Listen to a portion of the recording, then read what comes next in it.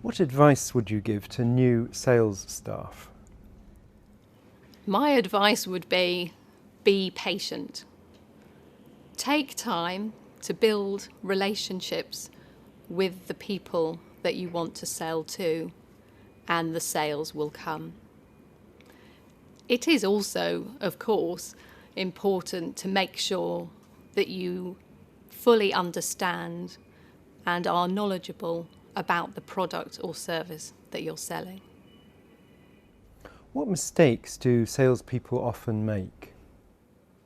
I think one of the biggest mistakes that salespeople make is to try to sell something to a customer that the customer does not actually need or want.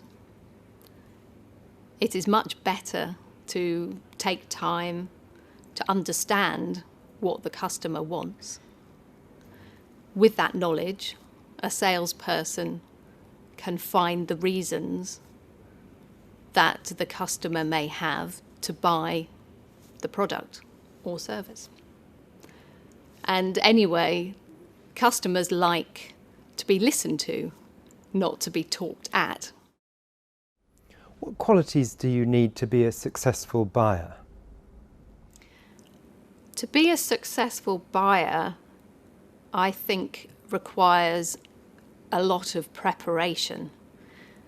It's about working out the maximum price that you are prepared to pay. It's about contacting several different suppliers, asking for a written quotation of the cost and services and products that are being offered. And it's also about being prepared to look at ways of getting additional extras, perhaps, or some discount for ordering a higher volume of the product, for example. And finally, it's important to be prepared to walk away from the purchase if you're not happy with what is being offered. What's the best thing you have bought? I think the best thing I ever bought was a house. This was about 8 years ago. The house had some extra land around it, and the seller was asking for a very high price. I put in a much, much lower offer, which was not accepted.